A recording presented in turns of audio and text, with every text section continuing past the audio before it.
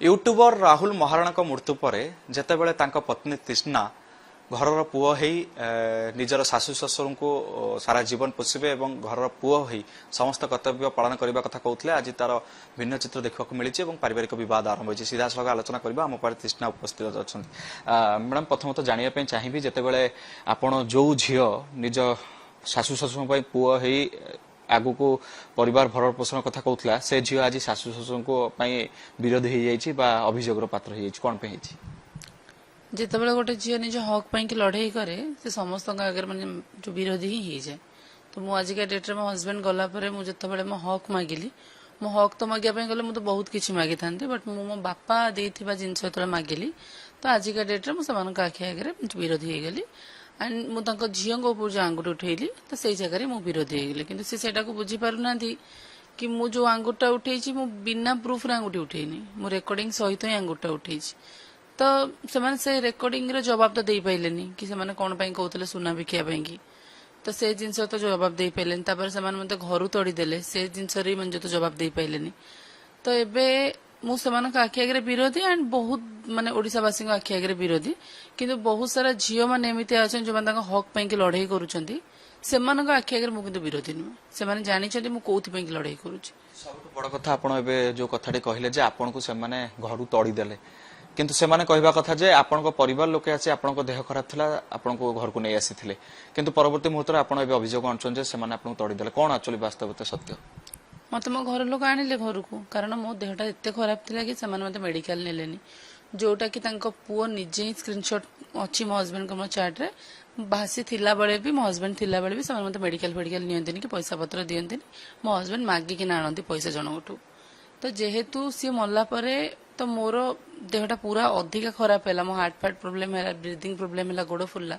तो ऑब्वियसली मो घर लोक ही मते मेडिकल नेबे एंड सी कहीकिना आनिचंती से जिनस आज्ञा मो पारे प्रूफ अच्छी कह मुझे मो ससुर निजे कहते कि मुझे जावाई कि मो मामा कहले कि मुझे कहीकिना नहीं तो ए जगह मु घर केमती बाहरिकिना आसिली से जगह जी झील भी था देह खराब होता है ससुर पचार न था ऑब्वियसली जाइए मेडिकल नहीं जाइए मु तो मेडिकल रू आसिली 28 तारिख जाए तो ठीक थिला 28 तारिख में राहुल गलु खाଇବା पीवा देलु 28 तारिख पर एमती कौन है कि 4th मे जाए से मत घर तोड़ीदेले 4th मे कौन है कौन घटला से ओडिशावासी जाना चाहते एक्चुअली 28 मे पर कौन एमती घटला तृष्णा सहित जो पारिवारिक बद गोटे उग्र रूप नहीं 28 मे नु 28 फेब्रुआरी थिला सॉरी 28 मार्च थिला सेटा तापरे आमे 28 मार्च रे मत ननद कहले कि हम सुना बिकिकिना भाईर केस लड़िबा माने मोर जो सुना मो हस्बैंड को जो सुना बिकिना भाईर केस लड़िबा जेहेतु गवर्नमेंट नहीं कामटा एंड से निजे मोर कहते कि लयर टंकाटे नौनी तेल सुना बिकिना केस जितवा कथा कौड़ आसला क्वेश्चन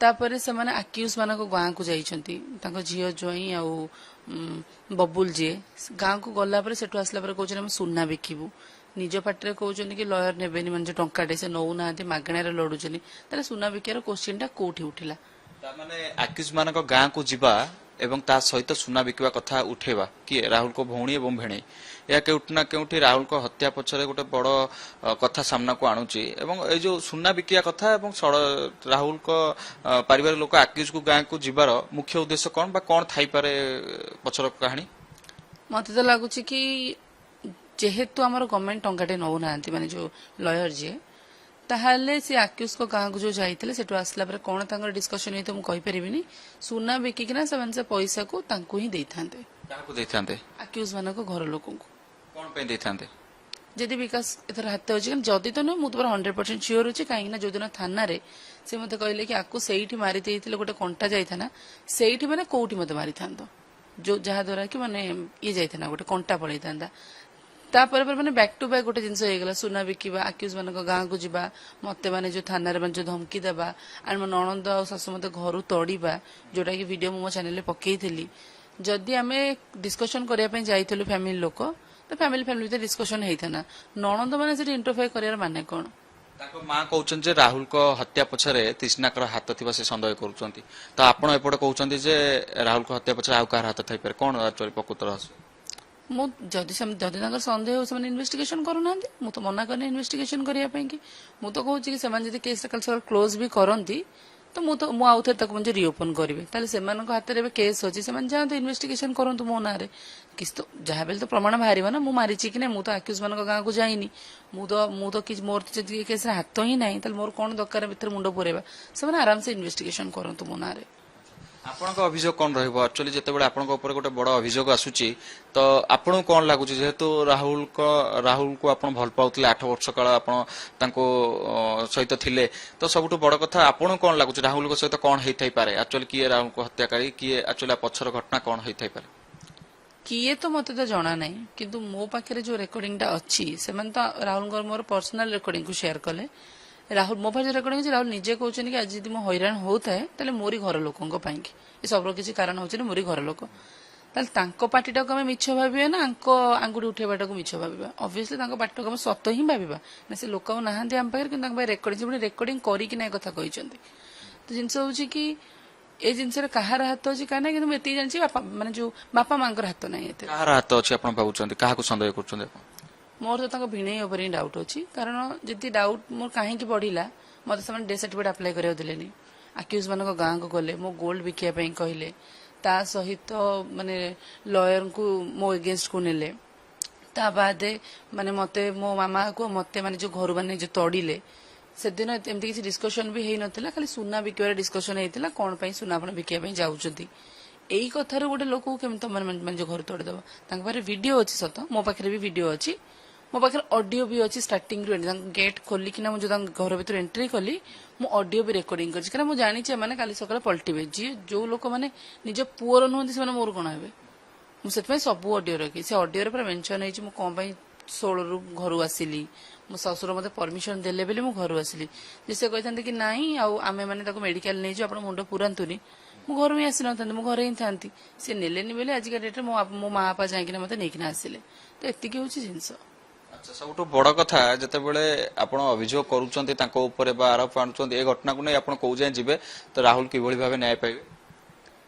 ଏବେ ତ ତାଙ୍କ ମମି ଯୋଉ ରେକର୍ଡିଂଟାକୁ କାଢିଲେ ବାହାରକୁ ସେ ଜାଗାରେ ସେ ପ୍ରମାଣ କରିଦେଲେ କି ତାଙ୍କ ପୁଅ ଯୋଉ ଡ୍ରିଙ୍କସ କରନ୍ତି ବୋଲି ଯୋଉଟା କି ମୁଁ ଆଜି ଯାଏଁ କେବେ କରିନି କି ମୁଁ ଜାଣିଛି ମୋ ହଜବେଣ୍ଡ ଡ୍ରିଙ୍କସ କରନ୍ତି ଆଣ୍ଡ ମୁଁ ଟ୍ରାଏ ବି କରିଛି ତାଙ୍କୁ ସୁଧାରିବା ପାଇଁ କି ମୁଁ ଯଦି ଗୋଟେ ୱାଇଫ ହେଇକି ତାଙ୍କୁ ମଦ ମେଡିସିନ ଦେଇକିନା ତାଙ୍କୁ ସୁଧାରିବା ପାଇଁ ଟ୍ରାଏ କରୁଥିଲି ତାହେଲେ 30 ବର୍ଷ ଯାକେ ମା ବାପା କଣ କରୁଥିଲେ ମା ବାପା ବି ତ ମଦ ମେଡିସିନ ଦେଇକିନା କି ରିହାବ ସେଣ୍ଟରକୁ ଦେଇକିନା ବି ତ ସୁଧାରି ପାରିଥାନ୍ତେ ନା ଗୋଟେ ସ୍ତ୍ରୀ ହିଁ ଆସିନା କଣ ପାଇଁ ସୁଧାରିବ ତାଙ୍କୁ ତ ମୁଁ ମୋର ବହୁତ ଟ୍ରାଏ କରିଛି ଯେହେତୁ ଏମାନେ ତାଙ୍କୁ ଡିପ୍ରେସନରେ ରଖୁଥିଲେ ତ ସିଏ ଏସବୁ ଜିନିଷକୁ ବେଶୀ ବସିକିନା ଯାଉଥିଲେ କିନ୍ତୁ ମୁଁ ଚାହୁଁଛି କି ରାହୁଲଙ୍କ କେସଟା ବହୁତ ହି ମାନେ ମାନେ କଣ କହିଲେ କି ଇନଭେଷ୍ଟିଗେସନଟା ଭଲସେ ହଉ ତା ସହିତ ଏମାନେ ଯଦି ବି ତ କ୍ଲୋଜ କରୁଛନ୍ତି ମଦ ଟ୍ୟାଗ ଲାଇନକୁ ନେଇକିନା ମୁଁ ଜାଣିଛି ରାହୁଲଙ୍କ କେସ୍ ଅଲରେଡି ୱିକ୍ ହେଇଗଲାଣି ଏଇ ଯୋଉ ମଦ ପାଇଁକି ତ ଯେହେତୁ ୱିକ୍ ହେଇଗଲାଣି କାଲି ସକାଳେ କେସଟା କ୍ଲୋଜ ହେଇଗଲା ପରେ ମୁଁ ଆଉଥରେ ତାକୁ ରିଓପନ କରିବି ଆଉ ଯଦି ଆପଣ କେସଟା ନ କ୍ଲୋଜ କରିନା ଯୋଉ ଜିତି ଯାଉଛନ୍ତି ତ ଆହୁରି ଭଲ କଥା ଆଣ୍ଡ ସେ ଯୋଉ ଆଲିଗେସନ ଲଗାଉଛନ୍ତି କି ମୋର ହାତ ଥାଇପାରେ ସେଦିନ ମୁଁ ତାଙ୍କରି ପାଖରେ ହିଁ ଘରେ ଥିଲି ତାଙ୍କରି ପାଖରେ ଘରେ ଥିଲି ଆପଣ ଘରେ ରୋଷେଇ କରୁଥିଲୁ ସଡନ ଫୋନ ଆସିଲା ଆମେ ଗଲୁ ତାହେଲେ ମୁଁ କେତେବେଳେ ଯେନେ ମାରିଲି ଯଦି ବି ତାଙ୍କର ଡାଉଟ୍ ଅଛି ଯାଇକିନା ଇନଭେଷ୍ଟିଗେସନ କରନ୍ତୁ ପ୍ରପରଲି ଯେମିତି ମୁଁ କହୁଛି କି ଆପଣ ମାନେ କେସ୍ କ୍ଲୋଜ କଲା ପରେ ମୁଁ ସମସ୍ତଙ୍କୁ ଘୋଷାଡ଼ିବି ତ ତମାନେ ବି ଇନଭେଷ୍ଟିଗେସନ କରନା ମୁଁ ତ ମନା କରୁନି ଇନଭେଷ୍ଟିଗେସନ କରିବା ପାଇଁ ନା ମୁଁ କୁଆଡେ ପଳଉଛି ଭୁବନେଶ୍ୱର ଏଇଟା ହଉଛି ଜିନିଷ। ଏବେ ତୃଷ୍ଣାଙ୍କର ଯୋଉ ସୁନା କଥା ଉଠୁଛି ସେ ସୁନା କାହା ପାଖରେ ଅଛି ତୃଷ୍ଣା ସେ ସୁନା ପାଇବେ କି ନାହିଁ?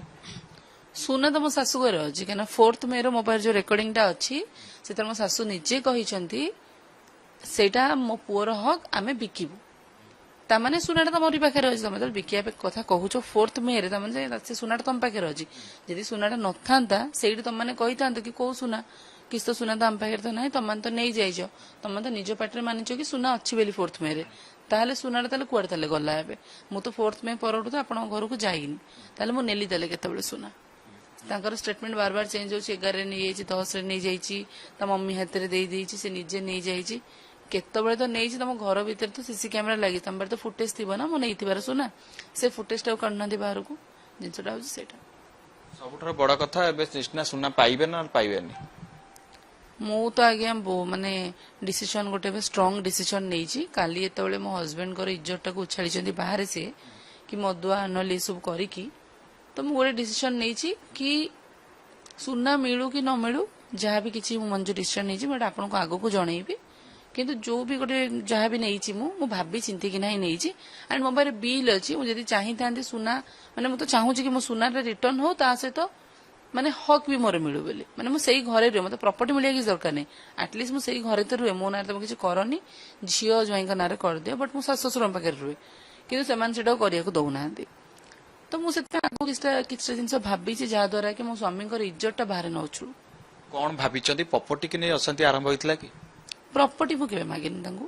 ମୁଁ ଆଜି ବି କହୁଛି ସେମାନେ ଯଦି ଶୁଣୁଥିବେ ଏଗ୍ରିମେଣ୍ଟ ପେପର ରେଡି କରନ୍ତୁ ମୁଁ ସିଗ୍ନେଚର ମାରିଦେବି କି ମୋର ପ୍ରପର୍ଟି ଦରକାର ନାହିଁ ବୋଲି। ପ୍ରପର୍ଟି କି ନେଇ କୌଣସି ଇସ୍ୟୁ ହେଇନି ତ? ପ୍ରପର୍ଟିକୁ ନେଇ ନା କିଛି ଗୋଟେ ସିଙ୍ଗଲ ୱାର୍ଡର ଇସ୍ୟୁ ହେଇନି। ଯୋଉ ବୋହୂ ତାଙ୍କ ଘରେ ଟଙ୍କାଟେ ନ ନେଇକିନା ଚଳିଛି ନିଜ ପଇସାରୁ ଚଳିଛି ନିଜ ସ୍ୱାମୀ କି ଚଳେଇଛି ସେ ଯୋଉ ଫୋନ ପେ ରେ ଯୋଉ ଲିଷ୍ଟ ସବୁ ଦଉଛନ୍ତି ମୋ ପାଖରେ ଅଛି ମୁଁ ତାଙ୍କୁ 32,000 40,000 19,000 ସବୁ ପେମେଣ୍ଟ କରିଛି ଯେମିତି 1,500 ପେମେଣ୍ଟ ନୁହେଁ 2020ରୁ ମୁଁ ତାଙ୍କୁ ପେମେଣ୍ଟ କରୁଛି ତାଙ୍କ ଝିଅ ପୁଅ ତା ସହିତ ଶ୍ୱଶୁରଙ୍କୁ। ତମେ ଯଦି ମତେ ଚଳଉଥିଲ ତାହେଲେ ମୁଁ ତାହେଲେ ହେଭି ଆମାଉଣ୍ଟ ତାହେଲେ ମାନେ କଣ ପାଇଁ ତାହେଲେ ପଠଉଥିଲି। ତୃଷ୍ଣା ଯୋଉ କଥା କହୁଛନ୍ତି ଯେ ହେଭି ଆମାଉଣ୍ଟ ଦଉଥିଲେ ତୃଷ୍ଣା ଏତେ ହେଭି ଆମାଉଣ୍ଟ ଆଣୁଥିଲେ କୋଉଠୁ ବା ଆଗକୁ ଏବେ କେମିତି ଚଳିବେ? ମୋର ମାନେ ୟୁଟ୍ୟୁବରୁ ଇନକମ ହଉଥିଲା ସେ ଟାଇମରେ ଯେତେବେଳେ ଆମେ ରାହୁଲଙ୍କର ମୋର ଇନକମ କରୁଥିଲୁ ନିଜେ ନିଜେ ଭିଡିଓ ବନାଉଥିଲୁ ଆଣ୍ଡ କୋଲାବରେସନ କରୁଥିଲୁ। ୟୁଟ୍ୟୁବ ଗୋଟେ ଛୋଟ ପ୍ଲାଟଫର୍ମ ନୁହେଁ ୟୁଟ୍ୟୁବରୁ ବହୁତ ହି ଭଲ ଇନକମ ହୁଏ କିନ୍ତୁ ୟୁଟ୍ୟୁବରୁ ଇନକମ କରିକି ଗୋଟେ ପରିବାର ଚଳେଇବା ଏଇଟା ଭୁଲ। ସେମିତି ହେଇପାରିବ ନା ତାର ଗୋଟେ କିଛି ପରମାନେଣ୍ଟ ମାନେ ସାଲାରୀ ନାହିଁ। ଆଜି 50 ଆସୁଛି କାଲି 1,00,000 ଆସିବ 20 ଆସିବ 10 ଆସିବ ଏମିତି ଜିନିଷ। ତ ସେଇଥିରେ ଆମେ ଆମ ଫ୍ୟୁଚର ତ ସିକ୍योର କରିପାରିବୁନି ନା। ଆମେ ତାଙ୍କ ମୁହଁରେ ନିଜେ କହିଥିଲୁ ବାହାଘର ପୂର୍ବରୁ ମୋ ମାମା କହିଲେ ପୁଅର ଇନକମ ନାହିଁ ମୁଁ ବାହା ହେବି ଆମେ ବାହାଘର କରିବୁ ନାହିଁ। ଇଭେନ ପୁଅ ବି ନିଜେ ବି କହିଛନ୍ତି ଆମେ ବାହା ହେବା ପାଇଁ ଚାହୁଁନୁ ଇନକମ ମତେ ଆଗ ସେଟ୍ କର ନହେଲେ ମତେ କିଛିଟା ପଇସା ଦେଇଦିଅ ମୁଁ ମୋର ସେପାରେଟ ବିଜନେସ ଷ୍ଟାର୍ଟ କରିବି। ମୋ ଶ୍ୱଶୁର କହିଲେ କି ତୋ ଆଖି ଆଗରେ ରସଗୋଲା ଟଙ୍ଗା ହେଇଛି ତୁ ରସଗୋଲା ଖାଇପାରୁନୁ। ରସଗୋଲା କହିକି ତାଙ୍କ ଆମ୍ବୁଲଟାକୁ ମାନେ ଚଟେଇ ଦେଲେ ତାଙ୍କୁ କିଛି ବି ଦେଲେନି। ସେ ଆଜିକା ଡେଟ୍ରେ ଡିପ୍ରେସନକୁ ପଳେଇଲେ। ତ ଆମର ଇନକମ ହଉଥିଲା ମୋ ୟୁଟ୍ୟୁବରୁ ତା ବାଦ ମୋ ବାବାଙ୍କର ଯେହେତୁ ମାନେ ଯୋଉ ଗଭର୍ଣ୍ଣମେଣ୍ଟ ଜବ ମୁଁ ଗୋଟେ ଝିଅ ସେ ମତେ ଦିଅନ୍ତି ତ ସେଇ ପଇସାରୁ ହିଁ ଆମେ ଯା ଚଳୁ। ତ ମତେ ହଁ ମୁଁ ତାଙ୍କୁ ପେମେଣ୍ଟ କରିଛି ମୁଁ ଆପଣଙ୍କୁ ଶ୍ୱଶୁରଙ୍କୁ ପେମେଣ୍ଟ କରିଛି ମୋ ହଜବେଣ୍ଡକୁ ପେମେଣ୍ଟ କରିଛି ମୋ ନଣନ୍ଦଙ୍କୁ ପେମେଣ୍ଟ କରିଛି ଇଭେନ ବାହାଘର ଟାଇମରେ ବି ସେମାନେ ଆମକୁ ଯୋଉ ପଇସା ଯୋଉ ମାଗିଥିଲେ ତାରି ମୋ ପାଖରେ ସ୍କ୍ରିନସଟ୍ ଅଛି। ମୁଁ ସେ ଫୋନ ପେ ର ସବୁ ଆପଣଙ୍କୁ ପଠେଇବି ଦେଖିବେ। କିନ୍ତୁ ସିଏ ସେପଟେ କହୁଛନ୍ତି ଆମେ ନୋ ଡିମାଣ୍ଡରେ ଝିଅକୁ ଆଣିବା ପାଇଁ ରାଜି। ନୋ ଡିମାଣ୍ଡ ଏଡେ ଲିଷ୍ଟ ଆମକୁ ଦେଇଛନ୍ତି ଆମ ଗେଷ୍ଟ ମାନଙ୍କ ପାଇଁ 70ଟା ଆମକୁ ଗେଷ୍ଟ ଲିଷ୍ଟ ଦେଇଛନ୍ତି। ମୋ ବ୍ଲଗରେ ଏବେ ଭିଡିଓ ଅଛି ମୁଁ ଯେତେଟା ସବୁ ଶାଢୀ ଆଣିଛି ତାଙ୍କ ପାଇଁ ଡ୍ରେସ ପ୍ୟାଣ୍ଟ ସାର୍ଟ 70 ଜଣଙ୍କ ପାଇଁ କି ତା ବାଦ ଏଇଟା ଆଣିବୁ ସେଇଟା ଆଣିବୁ ସବୁ କଥା କହିଛନ୍ତି। ଖାଲି ଏତିକି ଘରେ ଯେହେତୁ କବର୍ଡ ରଖିବାକୁ ଜାଗା ନଥିଲା ଖାଲି ସେ କବର୍ଡକୁ ହିଁ ମନା କରିଛନ୍ତି ଆଉ ସେ ସବୁ ସିଏ କହିଥିଲେ ନେବାକୁ। ତୃଷ୍ଣାଙ୍କର ବଡ କଥା ହଉଛି ଗୋଟେ କଥା ଉଠୁଛି ଯେ ତୃଷ୍ଣାଙ୍କର ବାହାଘରକୁ ନେଇ ମଧ୍ୟ ବିବାଦ ହେଇଥିଲା। ରାହୁଲଙ୍କ ମୃତ୍ୟୁ ପରେ ତୃଷ୍ଣାଙ୍କ ବାହାଘର କଥା ଉଠୁଥିଲା ଆଫେୟାର କଥା ଉଠୁଥିଲା ଏ କଥାର ସତ୍ୟ କଣ? ମୋ ବାହାଘର କଥା ମୋର ଏପର୍ଯ୍ୟନ୍ତ ଗୋଟେ ମୁଁ ତ ବାହାଘର କଥା କିଛି ଉଠେଇନି। ମୋର ବାହାଘର ହିଁ ହେବାର ନାହିଁ ମୁଁ ଷ୍ଟାର୍ଟିଂରୁ କହିଛି ଆଣ୍ଡ ସବୁ ବାଇଟରେ ମୁଁ କହିନା ଆସୁଛି। ମୁଁ କୁଆଡେ ଉଭାନ ହେଇଯାଉନି ମୁଁ ଏଇଠି ହିଁ ଅଛି ସମସ୍ତେ ଜାଣିବେ କି କଣ ମୋ ଲାଇଫରେ କରୁଛି କଣ ନାହିଁ। କିନ୍ତୁ ପଏଣ୍ଟ ହଉଛି କି ମୋର ରାହୁଲ ଗଲା ପରେ ମୋର କିଛି ବି ଆଫେୟାର ନଥିଲା। ପୂର୍ବର ଯୋଉ ଦେଖାଉଛନ୍ତି କି ରାହୁଲ ଅଫେୟାର ଥିଲା ମୋର ଅଫେୟାର ଥିଲା ବୋଲି ମତେ ବାଡଉଥିଲେ ରାହୁଲ ଯଦି ମୋର ଅଫେୟାର ଥିଲା ତାହେଲେ ଆପଣଙ୍କ ପୁଅ ତାହେଲେ କଣ ପାଇଁ ତାହେଲେ ମୋ ପରିଚାଳନା ରହୁଥିଲେ ତାହେଲେ କଣ ପାଇଁ ତାହେଲେ ମାନେ ବାହା ହଉଥିଲେ ଆଉ ଯଦି ଆପଣମାନେ ଜାଣିଥିଲେ କି ମୋର ଅଫେୟାର ଥିଲା ବୋଲି ତାହେଲେ ଆପଣମାନେ ତାହେଲେ ଏତେ ଧୁମଧାମରେ ବାହାଘର ତାହେଲେ କଣ ପାଇଁ କରଉଥିଲେ। ଆପଣ ତ ସବୁ କିଛି ଜାଣିଛନ୍ତି ମୋ ଅଫେୟାର ଥିଲା ବୋଲି। ଆଲିଗେସନ ଲଗାଇବା ବହୁତ ଇଜି କିନ୍ତୁ ସେ ଜିନିଷକୁ ପ୍ରୁଫ୍ କରାଇବା ସେଟା ବହୁତ ଡିଫିକଲ୍ଟ। ସେ ଜିନିଷର ପ୍ରୁଫ୍ ମୋ ପାଖେ ଯୋଉ ଦାଗର ଜିନିଷଟା ଯେହେତୁ ମୋର ଏଇ ଟାଇମରେ ମୋର ଯୋଉ ଜିନିଷଟା ବାଡାବାଡି ହେଇଥିଲା ସେ ପ୍ରାଇଭେଟ ପାର୍ଟରେ ହେଇଥିଲା ଫଟୋ ଅପଲୋଡ କରିପାରୁନଥିଲେ ମତେ ରେଷ୍ଟ୍ରିକ୍ସନ ଥାନାରେ ବି ହେଇଥିଲା କି ସେ ଝଗଡାର ଭିଡିଓ ଫଟୋ ଆପଣ କି ସୋସିଆଲ ମିଡିଆକୁ ଆଣିବେ ନାହିଁ। ତ ମୁଁ ସେଗୁଡା କିଛି ବି ଆଣୁନଥିଲି। ମୁଁ ସେ ଫଟୋଟା ପକେଇକିନା ମୁଁ ଲୋକମାନଙ୍କୁ କହିଲି ଚାହିଁଥିଲେ ତ ଭିଡିଓ ଫଟୋ ରିପୋର୍ଟ ବି ଦେଇପାରିଥାନ୍ତି ଯୋଉଟା କି ମୁଁ ଏବେ ଦେଇଛି। ତ ସେଥିପାଇଁ ମୁଁ ସେ ଫଟୋଟା ପକେଇଲି। ସେ ଫଟୋଟା ହଉଛି ରାହୁଲଙ୍କର ଗୋଟେ କେସ୍ ହେଇଥିଲା ଏ ଫ୍ୟାମିଲି ରିଲେଟେଡକୁ ନେଇକି ମୁଁ ରାହୁଲଙ୍କୁ ଯେତେବେଳେ ବଞ୍ଚେଇବା ପାଇଁ ଗଲି ସେ ଜାଗାକୁ ଝଗଡାକୁ ମୋ ଦେହରେ ଖଣ୍ଡିଆ ଖାପଡା ହେଲା। ସେଇ ଦିନର ଫଟୋ ବି ମୋ ପାଖରେ ଅଛି ଡେଟ୍ ସହିତ। ବ୍ୟାକ୍ ସାଇଡରେ ରାହୁଲ ମାନେ ସେଲ ଭିତରେ ଅଛନ୍ତି ମୁଁ ବାହାରେ ଠିଆ ହେଇକିନା ଲୟରଙ୍କୁ ଦେଖଉଥିଲି ଯୋଉ ଦାଗ ଗୁରା ମୁଣ୍ଡ ଫୁଣ୍ଡର ସେ ଫଟୋ ବି କଣ ମିଛ ଆପଣ ମୋ ହଜବେଣ୍ଡ ବ୍ୟାକ୍ ସାଇଡରେ ରାହୁଲ ଆଫେୟାରକୁ ନେଇ ଆପଣଙ୍କୁ କେବେ ବାଡେଇ ନଥିଲେ କି ସେ କଥା ବି ସତ୍ୟ ନୁହଁ? ରାହୁଲ କେବେ ହାତ ହିଁ ଉଠେଇ ନାହାନ୍ତି ମୋ ଉପରେ କେବେ ବି। ଆମର ଭିତରେ ଗାଳି ଗୋଳଜ ହୁଏ କାରଣ ଆମେ 2 ଜଣ ଯାକ ହିଁ ଡିପ୍ରେସନରେ ଥିଲୁ। ବାହାଘର ପରଠୁ ଆମେ 2 ଜଣ ଯାକ ପୁରା ଡିପ୍ରେସନରେ ଥିଲୁ। ଯୋଉ କମିଟମେଣ୍ଟ କରିକିନା ଶାଶୁଘର ଲୋକ ଆଣିଥିଲେ ସେ କମିଟମେଣ୍ଟରେ ରଖିଲେ ନାହିଁ। ମୁଁ ମୋର ବୋହୂ ହିସାବରେ ସବୁ କର୍ତ୍ତବ୍ୟ ନିଭେଇଲି ଯେମିତି ଘରୁ ବାହାରିବୁନି କିଛି କରିବୁନି। ମୋ ହଜବେଣ୍ଡଙ୍କ ସହିତ ବାହାରିବା ତ କିଛି ତ ଭୁଲ ତ ନୁହେଁ। ମୋ ହଜବେଣ୍ଡଙ୍କ ସହିତ ବାହାରିଛି, ବାହାର ପିଲାଙ୍କ ସହିତ ବାହାରନି ନା। ହଜବେଣ୍ଡଙ୍କ ସହିତ ବୁଲିବାର ପ୍ରୋବ୍ଲେମ କଣ ଅଛି? ମୁଁ ରୋଷେଇବାସ କରିକିନା ଯାଉଥିଲି। ଯୋଉ କହିଲେ କିଛି ରୋଷେଇ କରୁନି, ମୋର ଭିଡିଓ ଅଛି। ମୋ ଶାଶୁ ନିଜେ କହିଛନ୍ତି କି ସେ ଶ୍ୱଶୁରଙ୍କ ପାଇଁ ଖାଇବା ବନଉଛି ବୋଲି। ମୁଁ ନିଜେ ରୋଷେଇ କରିଛି, ସେ ତାଙ୍କ ନିଜର ମାନେ ଇଏରେ ଅପଲୋଡ ବି କରିଛନ୍ତି ଚ୍ୟାନେଲରେ। ତାହେଲେ ମୁଁ ରୋଷେଇ ତାହେଲେ ମୁଁ କେତେବେଳେ ତାହେଲେ କରୁନଥିଲି?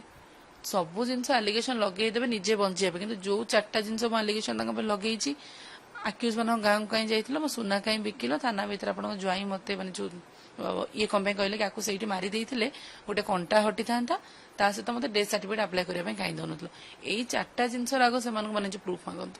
ତାମାନେ ଆଗକୁ ଏଭଳି ଚାରିଟା ଜିନିଷ ଦିଗକୁ ଯଦି ଚିନ୍ତା କରେ ତୃଷ୍ଣାଙ୍କ ଜୀବନ ପ୍ରତି ବିପଦ ଥାଇପାରେ କି? ଅବଭିୟସଲି ଅଛି, କାରଣ ହଜବେଣ୍ଡ ମଲା ପରେ ଗୋଟେ ଝିଅ ଉପରକୁ ଆଙ୍ଗୁଠି ଉଠିବା ବହୁତ ଇଜି, ଖାଲି ମୋ ସହିତ ଘଟୁନି, ବହୁତ ଲୋକଙ୍କ ସହିତ ଘଟୁଛି। ଖାଲି ସେମାନେ ନୁହେଁ, ପୁରା ଦୁନିଆ ବି ଆଙ୍ଗୁଠି ଉଠେଇବ। କିନ୍ତୁ ଜିନିଷ ହଉଛି କି ସେ ଆଙ୍ଗୁଠି ଉଠେଇବା ସହିତ ପ୍ରମାଣ ବି କରିବା ଦରକାର। ତୃଷ୍ଣାଙ୍କ ଜୀବନ ପ୍ରତି ବିପଦ ଅଛି କି? ଯୋଉଭଳି ଭାବେ ସେ ଯୋଉ କଥା ଆପଣ କହୁଛନ୍ତି ଯେ ଥାନା ଭିତରେ ତୃଷ୍ଣାଙ୍କୁ ମାରି ଦେଇଥିଲେ, କଣ୍ଟା ଯାଇଥାନ୍ତା, ଯୋଉ କଥା ଆପଣ ଅଭିଯୋଗ କରୁଛନ୍ତି, ଆଗକୁ ଆପଣଙ୍କ ଜୀବନ ପ୍ରତି ବିପଦ ରହିଛି? ନିଶ୍ଚୟ, ଯେହେତୁ କେସଟା ଏମିତି ହେଲାଣି, ନିଶ୍ଚୟ ବିପଦ ରହିବ। କାହିଁ ମୁଁ ତ ପୁରା ଓପନ ହେଇକିନା ଅଛି, ଓପନଲି ବାଇଟ ଦଉଛି, ଓପନଲି ଲଢୁଛି।